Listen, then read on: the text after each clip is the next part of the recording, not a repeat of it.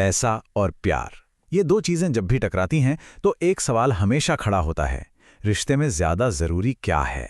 आज हम शिखर सिंह की किताब रिच बॉयफ्रेंड पुअर बॉयफ्रेंड की दुनिया में चलेंगे और समझने की कोशिश करेंगे कि जब एक रिश्ते में पैसा आता है तो उसकी असली कीमत क्या होती है।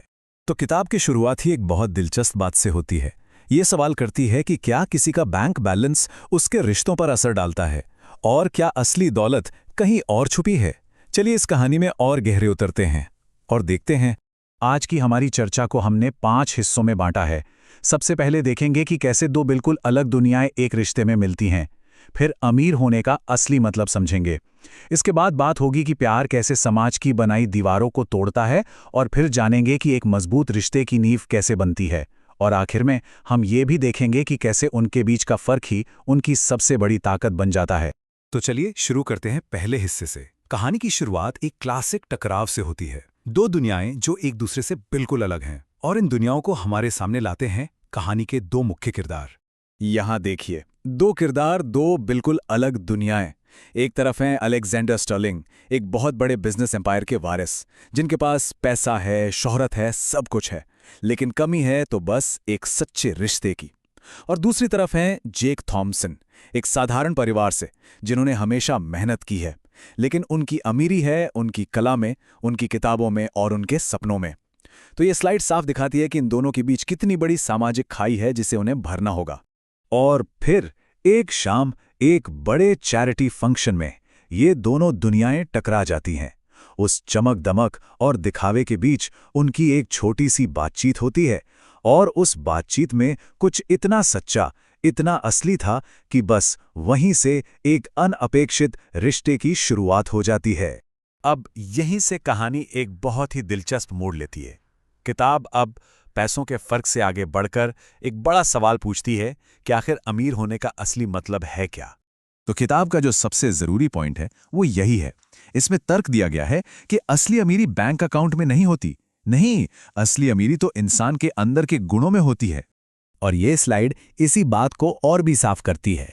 किताब के मुताबिक एक अलग ही तरह की दौलत होती है, जैसे करुणा की दौलत, दूसरों को समझने की दौलत, मुश्किलों से लड़ने की हिम्मत, और सबसे बढ़कर सच्चे रिश्ते बनाने की काबिलियत। असल में यही वो खजाना है जो एक खुशहाल जिंदगी और एक मजबूत रिश्ते की बुनियाद बनता है। लेकिन अब सवाल ये उठता है कि जब दो लोगों के बीच इतना बड़ा फर्क हो तो उनका रिश्ता समाज की सोच और उसके तानों से कैसे बचेगा।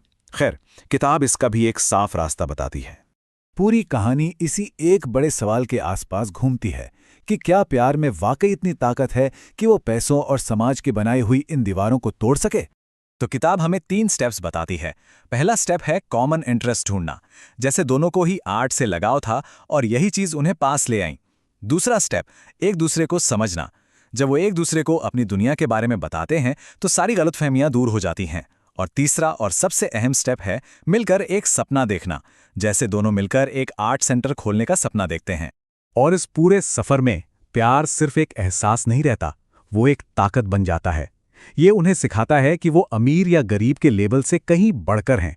वो बस दो इंसान हैं, और यही उनकी असली पहचान है।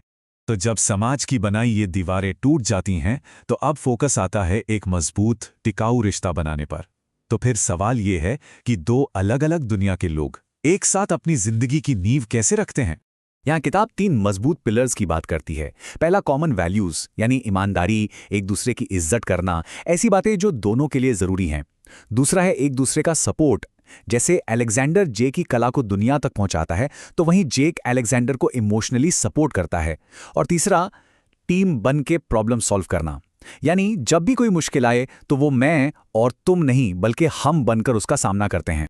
और शिखर सिंह का ये कोट इस बात को बिल्कुल साफ कर देता है। उनके रिश्ते की नींव पैसों पर नहीं बल्कि प्यार पर टिकी थी, और प्यार वो ताकत है जो समाज की खींची हर लकीर को मिटा सकती है।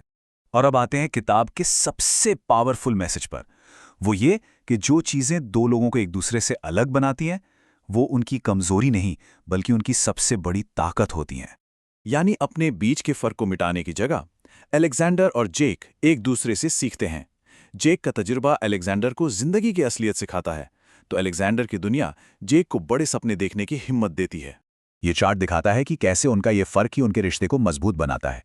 देखिए, सबसे बड़ा हिस्सा 40% इस बात से आता है कि वो एक दूसरे के नजरिए से सीखते हैं। 30% है सहानुभूति का बनना, और क्योंकि दोनों की सोच अलग है तो 20% हिस्सा प्रॉब्लम को नए तरीके से सॉल्व करने से आता है। और ये सब मिलकर उनकी एक मजबूत पहचान बनाता है।